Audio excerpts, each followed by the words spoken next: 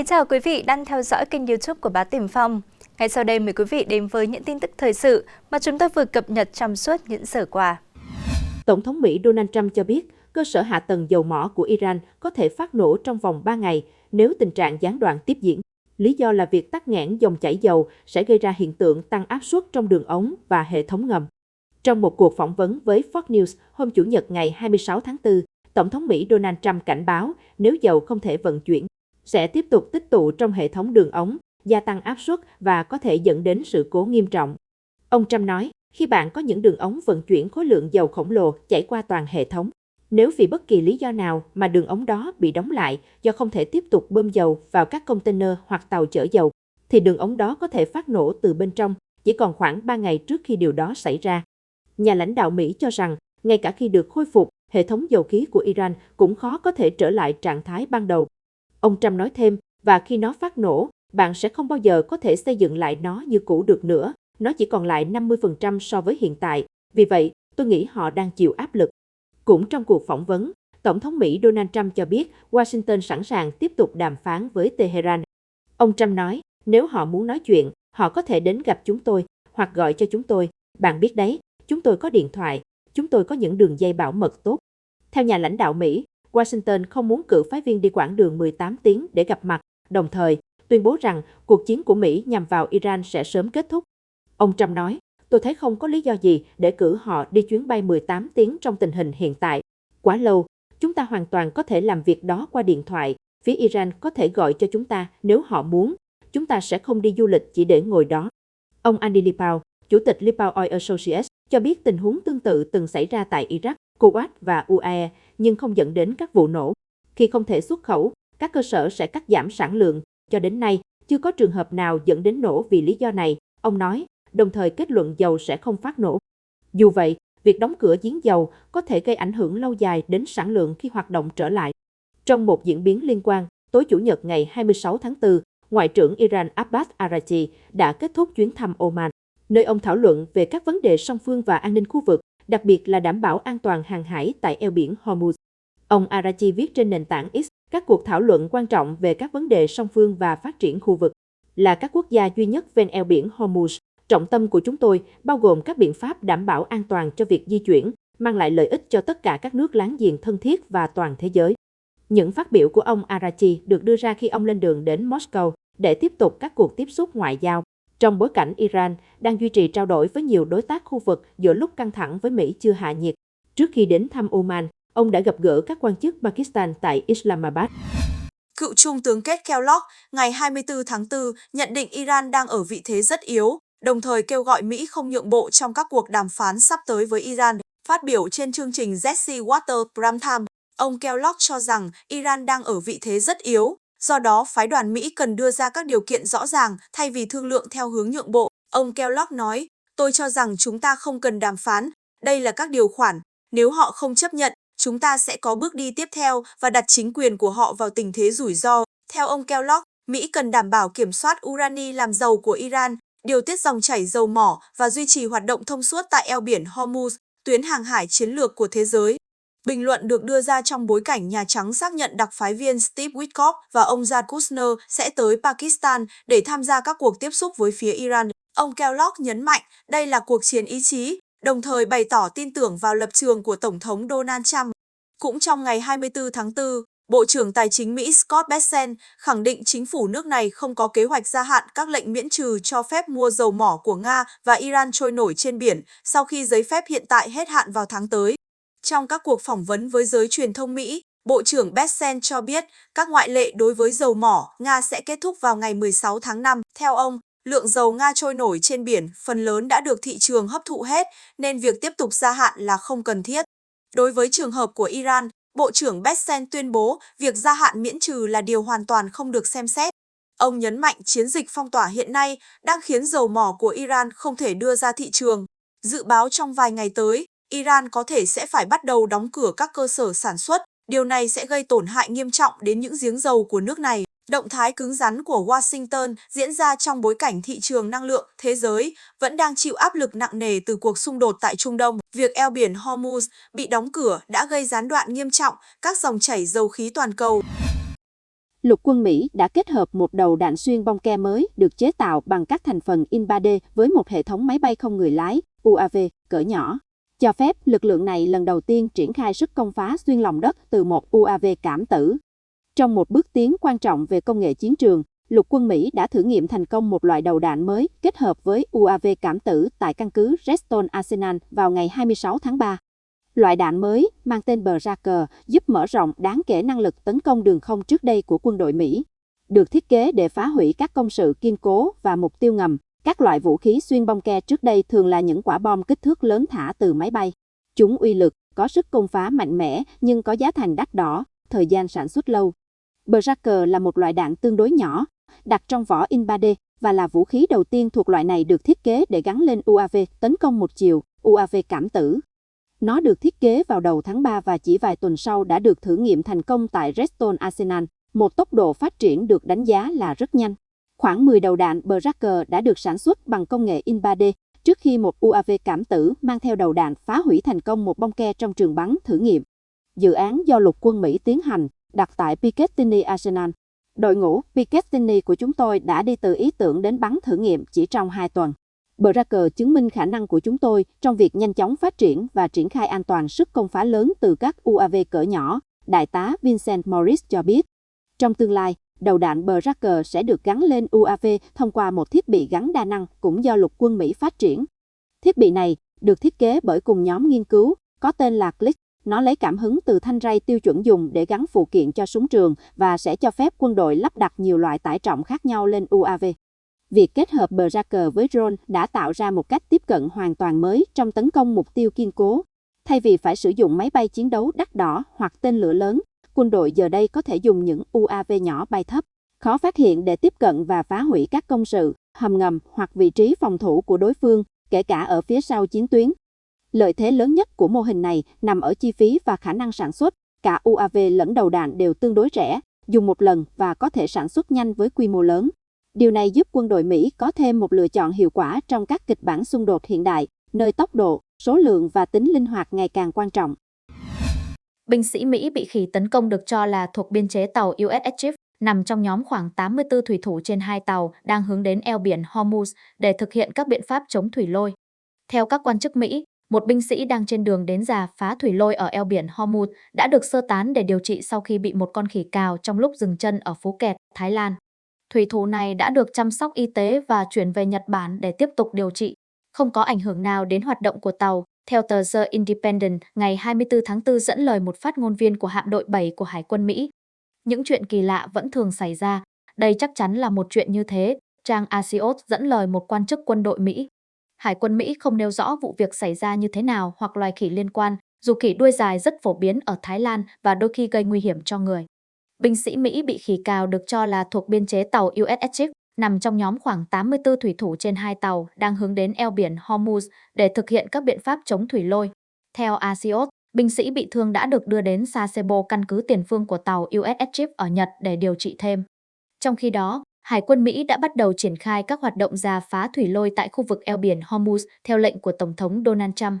Chiến dịch này là một phần trong nỗ lực của Washington nhằm mở lại tuyến đường biển huyết mạch cho ngành năng lượng toàn cầu, vốn đang bị đe dọa bởi các loại vũ khí dưới nước. Theo báo cáo từ Lầu Năm Góc gửi đến Ủy ban Quân sự Hạ viện Mỹ, quá trình rà soát và làm sạch hoàn toàn số thủy lôi do Iran thả tại eo biển có thể mất ít nhất 6 tháng.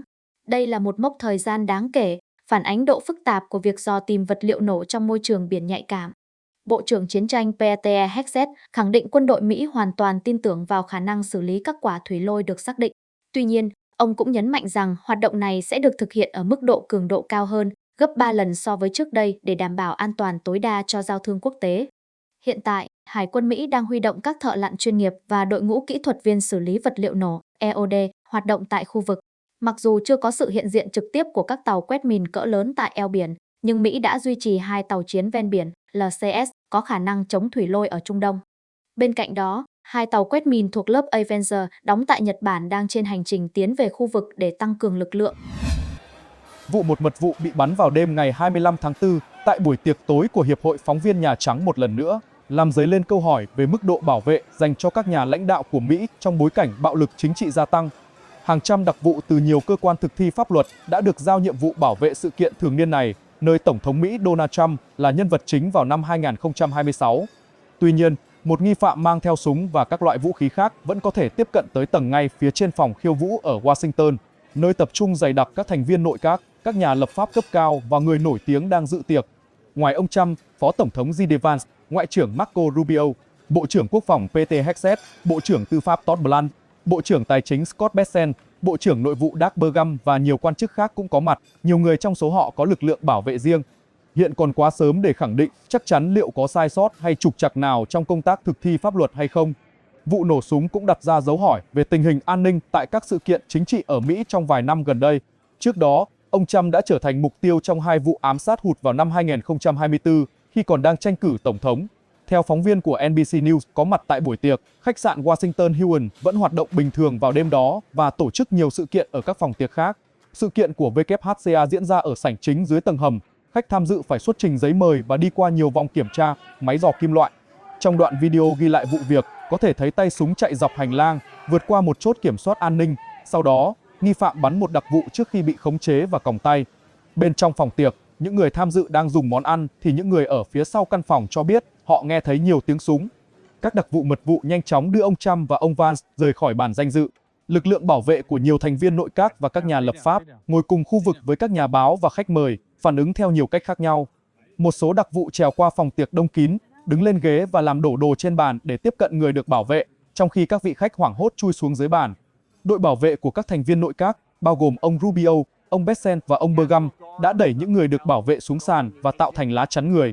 Phần lớn các quan chức cuối cùng đã được đưa ra ngoài, dù thời điểm di tản khác nhau đáng kể, có người được đưa đi gần như ngay lập tức, có người phải ở lại trong vài phút. Về phần mình, ông Trump, người từng thoát chết trong gang tấc vào năm 2024 khi viên đạn của một tay súng sượt qua tai trong một sự kiện vận động tranh cử, được cho là rất muốn tiếp tục buổi tiệc, theo các quan chức Nhà Trắng. Sau đó, ông nói với các nhà báo rằng mật vụ đã xác định việc tiếp tục sự kiện là không thể. Theo Fox News, FBI đã đột kích vào nhà nghi phạm nổ súng tại bữa tiệc có ông Trump tham dự khi nhà điều tra gấp rút thu thập thông tin. Các nhà điều tra đang xây dựng hồ sơ về nghi phạm trong vụ xả súng tại sự kiện tiệc tối chiêu đãi dành cho giới phóng viên chuyên trách Nhà Trắng và các đặc vụ liên bang khám xét nhà riêng của hắn ở California. Theo thông tin từ cơ quan thực thi pháp luật, nghi phạm xả súng được xác định là Cole Allen, 31 tuổi, giáo viên kiêm nhà phát triển trò chơi điện tử đến từ thành phố Torrance thuộc bang California. Đặc vụ giám sát cấp cao đã nghỉ hưu của FBI Jason Park cho biết các nhà chức trách có thể nhanh chóng thu thập thông tin chi tiết về nghi phạm. Ông Park cho hay, ngay lúc này, tối nay, đặc vụ liên bang đã biết tên anh ta. Tên đó đang được kiểm tra trong mọi cơ sở dữ liệu mà chính phủ sở hữu. Lịch sử tội phạm, nghĩa vụ quân sự, các vấn đề sức khỏe tâm thần, hồ sơ đi lại, những người quen biết, những lần tiếp xúc trước đây với cơ quan thực thi pháp luật. Ông Park cũng nhấn mạnh các nhà điều tra có thể thu thập thông tin quan trọng chỉ trong vài phút. Ông Park nói thêm, quá trình đó chỉ mất vài phút, chứ không phải vài ngày. Trong vòng 1 giờ, các công tố viên có thể đã gọi điện cho thẩm phán để xin lệnh khám xét. Lệnh khám xét điện tử đối với điện thoại, email, tài khoản mạng xã hội và lịch sử tìm kiếm của anh ta. Lệnh khám xét vật lý đối với mọi địa chỉ liên quan đến tên anh ta. Các đặc vụ FBI cũng đến trước nhà của nghi phạm ở Torrance vào sáng sớm ngày 26 tháng 4. Ông Parks tiếp tục cho hay các khu nhà đó đang được bảo vệ ngay lúc này. Các đặc vụ đang thiết lập vành đai an ninh, đảm bảo không ai ra vào và đang chờ lệnh khám xét. Những bằng chứng bên trong ngôi nhà có thể cung cấp manh mối quan trọng về động cơ của nghi phạm. Dù là bản tuyên ngôn, vũ khí, vật liệu, nhật ký hay thư từ, sẽ cho các nhà điều tra biết nhiều hơn về động cơ so với hầu hết mọi thứ khác. Ông Park kết luận, không gian sống của một người chính là tiểu sử của người đó. Ông Trump cũng nói với Fox News rằng nghi phạm là một kẻ bệnh hoạn. Khi đọc bản tuyên ngôn của hắn, bạn sẽ thấy hắn ta căm ghét người theo đạo Cơ đốc. Bản tuyên ngôn đã được nghi phạm gửi cho các thành viên trong gia đình ngay trước cuộc tấn công, một quan chức thi pháp luật nói với Reuters. Theo nguồn tin, các mục tiêu được liệt kê trong bản tuyên ngôn bao gồm các quan chức chính quyền được sắp xếp theo thứ tự ưu tiên từ cấp cao nhất. Các quan chức cho biết nghi phạm đã nổ súng bằng súng săn vào một nhân viên mật vụ tại điểm kiểm soát an ninh ở khách sạn Washington Hilton trước khi bị khống chế và bắt giữ. Ông Trump, đệ nhất phu nhân Melania Trump, Phó Tổng thống J.D. Vance và các quan chức khác đã rời khỏi bữa tối khi xảy ra vụ việc. Đặc vụ cảnh sát bị bắn may mắn vì viên đạn trúng vào áo giáp chống đạn. Vụ việc ngày 25 tháng 4 xảy ra trong bối cảnh bạo lực chính trị đang ngày càng gia tăng ở Mỹ trong những năm gần đây. Trong một tuyên bố được đưa ra hôm 25 tháng 4, Bộ Tổng tham mưu Trung tâm Khatam al-Anbiya nhấn mạnh, nếu quân đội Mỹ tiếp tục phong tỏa hải quân, sẽ phải đối mặt với sự đáp trả từ lực lượng vũ trang hùng mạnh của Iran. Cơ quan này nhấn mạnh, lực lượng vũ trang Iran hiện sở hữu sức mạnh và khả năng sẵn sàng cao hơn trước đây, đủ để bảo vệ chủ quyền, lãnh thổ và lợi ích quốc gia. Phía Iran cũng cho rằng, Quân đội Mỹ từng trải nghiệm một phần năng lực tấn công của Tehran trong các cuộc đối đầu trước đây, đồng thời khẳng định lực lượng của họ luôn trong trạng thái sẵn sàng cao, theo dõi sát mọi động thái của đối phương trong khu vực. Đáng chú ý, tuyên bố tái khẳng định Iran sẽ tiếp tục duy trì vai trò kiểm soát và quản lý eo biển Hormuz, tuyến hàng hải chiến lược có ý nghĩa sống còn đối với thương mại năng lượng toàn cầu. Tehran cảnh báo trong trường hợp Mỹ hoặc Israel tiếp tục hành động gây hấn, mức độ thiệt hại mà hai nước này phải gánh chịu sẽ nặng nề hơn nữa. Song song với cảnh báo quân sự, Iran đang xúc tiến các bước đi về mặt chính sách nhằm củng cố quyền kiểm soát tuyến đường thủy này. Ủy ban An ninh Quốc gia và Chính sách đối ngoại của Quốc hội Iran hiện xem xét kế hoạch gồm 12 điều khoản liên quan đến quản lý chiến lược eo biển Hormuz. Theo nghị sĩ Fadausen Maleki, một số nội dung trong kế hoạch đã được thông qua, trong khi các điều khoản còn lại sẽ tiếp tục được thảo luận trước khi hoàn tất báo cáo trình Quốc hội Iran. Kế hoạch này đặt mục tiêu tổ chức lại luồng tàu thuyền qua eo biển Hormuz, đồng thời cho phép Iran áp dụng mức phí đối với các tàu đi qua. Theo kế hoạch, mức phí sẽ được áp dụng đối với các tàu thuyền, tương tự như các biện pháp được thực hiện ở nhiều tuyến đường thủy quốc tế khác. Iran mới đây đã công bố kế hoạch áp phí đối với các tàu thuyền đi qua eo biển Hormuz với lý do cần thiết để bù đắp chi phí an ninh ngày càng tăng. Các nhà lập pháp Iran cho biết mức phí sẽ khác nhau tùy thuộc vào loại và khối lượng hàng hóa cũng như các rủi ro liên quan. Ngày 26 tháng 4, truyền thông Mali cho biết Bộ trưởng Quốc phòng nước này Sadio Camara cùng gia đình đã thiệt mạng sau một vụ tấn công nhằm vào nhà riêng. Quân đội Mali bước sang ngày giao tranh thứ hai với các tay súng nổi dậy và lực lượng ly khai gần thủ đô Bamako và tại nhiều thành phố khác, đặt chính quyền quân sự dưới sức ép lớn. Theo các nguồn tin, ông Sadio Camara, vợ và hai người cháu đã thiệt mạng sau vụ đánh bom xe nhằm vào nhà riêng của ông tại Kita, một thành trì của chính quyền quân sự nằm ngoài Bamako. Vụ tấn công nằm trong làn sóng bạo lực bất ngờ nổ ra tại nhiều khu vực do các tay súng thuộc Liên minh Mặt trận Giải phóng Azawad Thainer phối hợp với nhóm thánh chiến hỗ trợ Hồi giáo và người Hồi giáo JNIM tiến hành. Giao tranh tiếp diễn trong ngày 26 tháng 4 tại nhiều khu vực, trong đó có Kita gần Bamako, Kidal, Gao và Server. Tính đến sáng ngày 26 tháng 4 theo giờ địa phương, chính phủ Mali vẫn chưa đưa ra tuyên bố chính thức xác nhận cái chết của vị bộ trưởng. Trong các tuyên bố ngày 26 tháng 4, Bộ Tổng tham mưu lực lượng vũ trang Mali cho biết các hoạt động truy quét vẫn đang tiếp diễn ở Kidal, Kati và nhiều khu vực khác. Quân đội Mali cho biết các cuộc tấn công nhằm phá vỡ hệ thống phòng thủ của đất nước và gieo rắc nỗi sợ hãi và hỗn loạn, đồng thời khẳng định mức độ cảnh báo đã được nâng cao trên toàn quốc, lệnh giới nghiêm được áp đặt. Các cuộc tuần tra quy mô lớn được tăng cường và các trạm kiểm soát được củng cố để tăng cường giám sát các mối đe dọa an ninh. Lực lượng an ninh Mali kêu gọi người dân cảnh giác và báo cáo bất kỳ hoạt động đáng ngờ nào cho các cơ quan chức năng có liên quan. Quốc gia Tây Phi này lún sâu vào khủng hoảng an ninh từ năm 2012 do sự hoành hành của các nhóm thánh chiến và băng nhóm tội phạm. Ngoài ra, nước này cũng trải qua các cuộc đảo chính liên tiếp vào năm 2020, 2021 và hiện đang được dẫn dắt bởi một chính quyền quân sự. Vừa qua, ông Trump tiết lộ rằng phía Iran đã nhanh chóng đưa ra đề xuất mới chỉ 10 phút sau khi ông quyết định hủy chuyến đi tới Islamabad, Pakistan của nhóm đặc phái viên Mỹ. Giữa lúc các cuộc thương lượng rơi vào thế bế tắc, Tổng thống Mỹ cho biết Tehran đã gửi tới Washington một đề xuất hòa bình mới. Tuy nhiên, theo đánh giá của ông, văn bản này đáng lẽ có thể tốt hơn và vì thế đã bị bác bỏ. Ông Trump phát biểu với các phóng viên trước khi lên chuyên cơ không lực 1 rời Florida trở về Washington. Chúng tôi nhận được một bản báo cáo mà lẽ ra có thể hoàn thiện hơn. Nhưng điều đáng chú ý là, ngay khi tôi hủy bỏ nó, chỉ trong vòng 10 phút, chúng tôi đã nhận được một bản khác tốt hơn rất nhiều. Dù không tiết lộ chi tiết nội dung đề xuất mới nhất, ông cho biết phía Iran đã đưa ra rất nhiều nhượng bộ. Tuy vậy, ông nhấn mạnh điều kiện cốt lõi của Mỹ vẫn không thay đổi, Iran sẽ không được sở hữu vũ khí hạt nhân. Về phía Pakistan, Thủ tướng Shehbaz Sharif ngày 25 tháng 4 đã điện đàm với Tổng thống Iran Masoud Pezeshkian, tái khẳng định cam kết thúc đẩy hòa bình và ổn định khu vực. Ông Sharif cũng chia sẻ tổng quan về các hoạt động ngoại giao gần đây với nhiều nhà lãnh đạo thế giới và lưu ý rằng những nỗ lực này đã giúp xây dựng sự đồng thuận rộng rãi hơn trong việc ủng hộ đối thoại, ngoại giao bền vững nhằm đạt được hòa bình lâu dài tại khu vực đang bị ảnh hưởng bởi xung đột. Đáp lại, Tổng thống Iran hoan nghênh những đóng góp của Pakistan trong tiến trình hòa giải. Ông Pezeshkian cũng khẳng định Tehran sẽ không tham gia các cuộc đàm phán hòa bình nếu phải đối mặt với sức ép, đe dọa hoặc tình trạng phong tỏa tại eo biển Hormuz. Nhà lãnh đạo Iran đồng thời nhấn mạnh rằng để nối lại đối thoại, Mỹ cần dỡ bỏ mọi trở ngại, bao gồm cả lệnh phong tỏa tại khu vực chiến lược này. Cũng liên quan tới eo biển Hormuz, phát biểu tại buổi họp báo chung với Thủ tướng Hy Lạp Kyriakos Mitsotakis ở thủ đô Athens ngày 25 tháng 4, Tổng thống Pháp Emmanuel Macron nhấn mạnh quyết tâm sớm khôi phục hoàn toàn hoạt động tại tuyến hàng hải chiến lược của năng lượng toàn cầu này. Ông đồng thời cảnh báo rằng tâm lý hoảng loạn trước các bất ổn địa chính trị có thể làm trầm trọng thêm nguy cơ thiếu hụt năng lượng. Tuyên bố trên được đưa ra trong bối cảnh lo ngại gia tăng về nguồn cung năng lượng toàn cầu. Trước đó một ngày, Giám đốc điều hành tập đoàn Total Energies Patrick Pouyanné cảnh báo rằng nếu căng thẳng với Iran kéo dài thêm vài tháng, thế giới có thể đối mặt với tình trạng khan hiếm năng lượng. Ông nhấn mạnh tầm quan trọng của việc khơi thông dòng chảy khoảng 20% nguồn cung dầu khí toàn cầu, nếu không sẽ kéo theo những hệ lụy nghiêm trọng.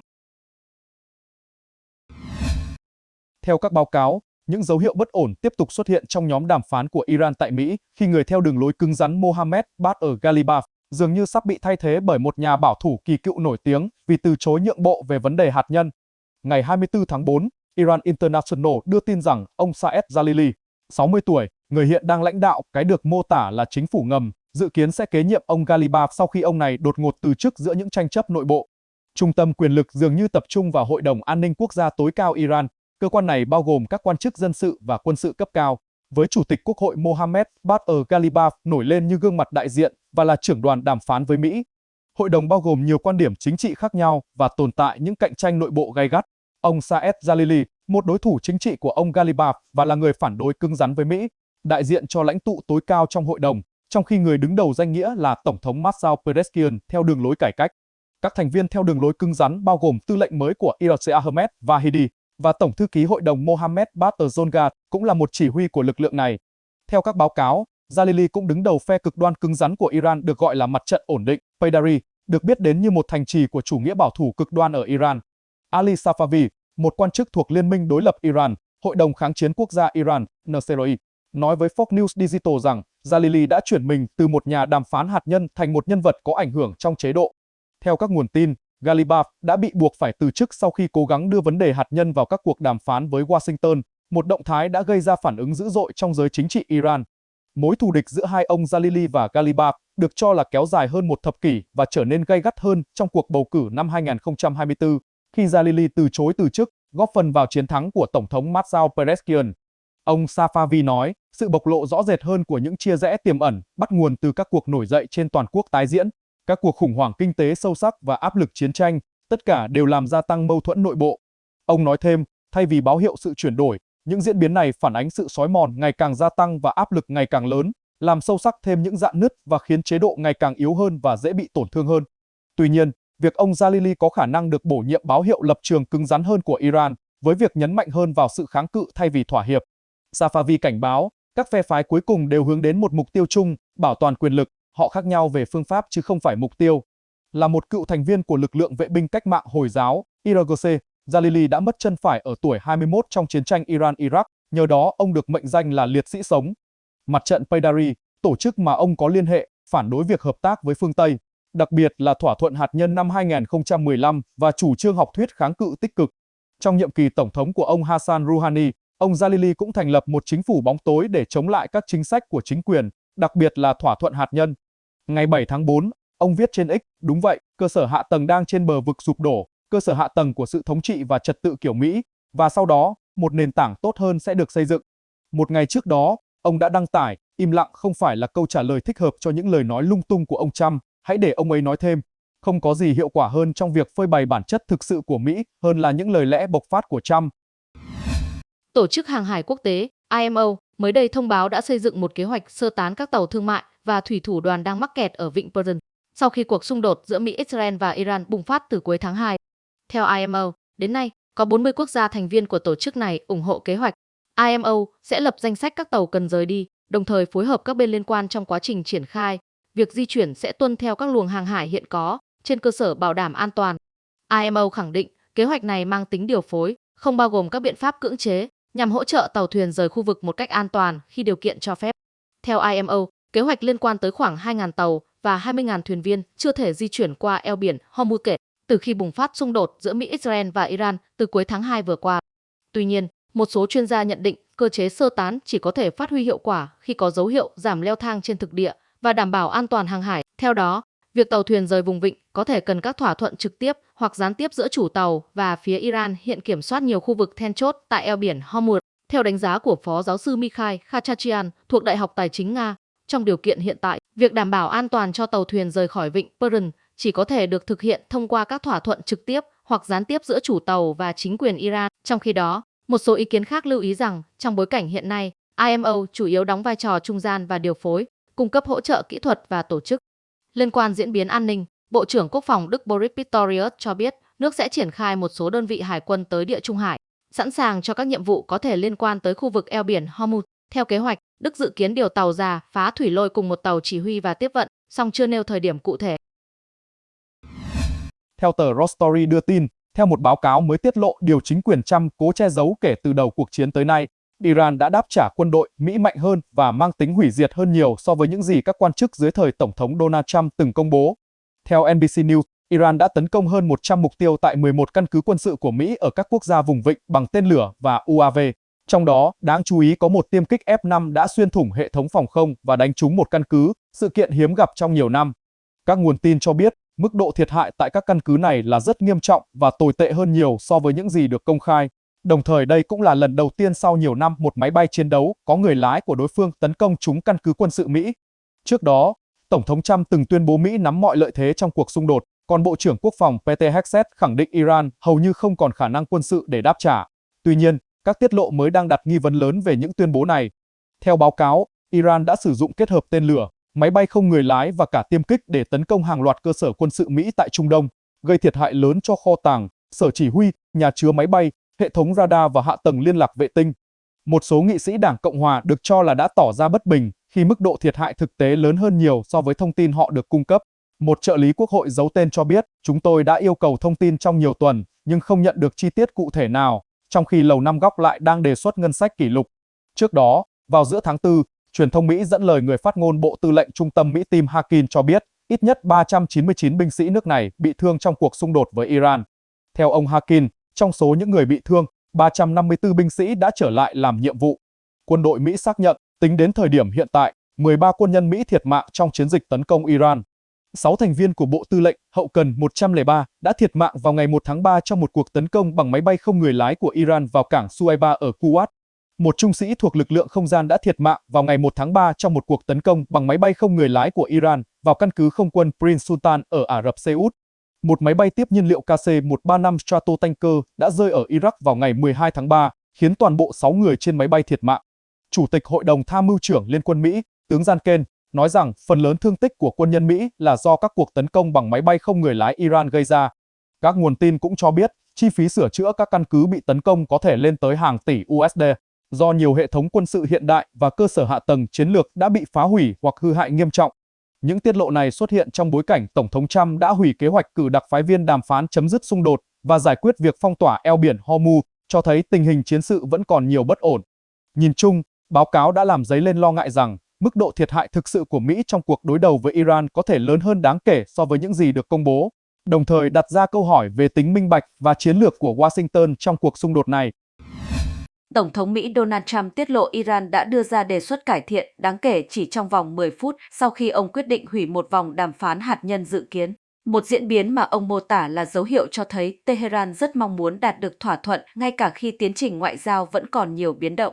Theo báo Thổ Nhĩ Kỳ hôm nay, trong một phát biểu với các phóng viên trước khi lên chuyên cơ không lực 1 Air Force One tại Florida để bay trở lại Washington vào hôm 25 tháng 4, Tổng thống Mỹ Donald Trump cho biết họ đã đưa cho chúng tôi một văn bản có thể tốt hơn. Và điều thú vị là ngay khi tôi hủy nó, trong vòng 10 phút chúng tôi đã nhận được một văn bản mới tốt hơn nhiều. Tiết lộ này cho thấy bề ngoài đàm phán có vẻ như đã đổ vỡ, nhưng áp lực qua các kênh hậu trường có thể đang phát huy tác dụng ngay cả khi các cuộc đàm phán chính thức bị đình trệ. Dù không tiết lộ chi tiết nội dung đề xuất mới nhất, ông cho biết phía Iran đã đưa ra rất nhiều nhượng bộ.